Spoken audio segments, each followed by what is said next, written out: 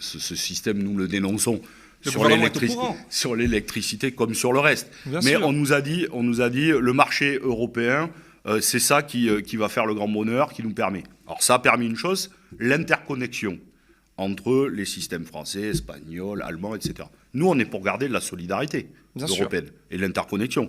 Et que si nous produisons, en général, avant que nos centrales soient la moitié de nos centrales à l'arrêt, nous étions exportateurs. Bon, en ce moment, on est importateurs. Donc, il faut garder de la solidarité européenne. Mais ce marché ne fonctionne pas. Il ne fonctionne pas pour diverses raisons. La première, c'est souvent on dit, on lie le prix du gaz à l'électricité. C'est une aberration. Il faut expliquer pourquoi. Quand on a créé le marché européen de l'électricité, de toutes pièces, factice, puisque je rappelle qu'on avait EDF, qui avait un monopole.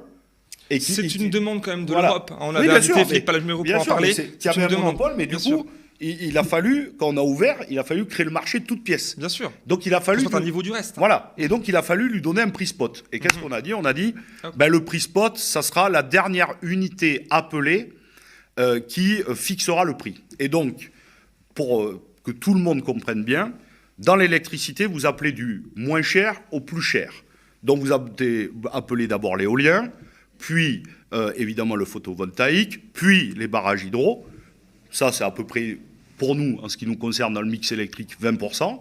Après, vous appelez le nucléaire, le gros de la masse, 70%. Et puis après, vous appelez, feu les centrales à charbon, même s'il en reste 2, et heureusement, parce qu'autrement, on ne passerait pas l'hiver. Une qui était réactivée il n'y a pas longtemps. Voilà, réactivée, oui, c'était une question. Et puis la centrale à gaz, la dernière.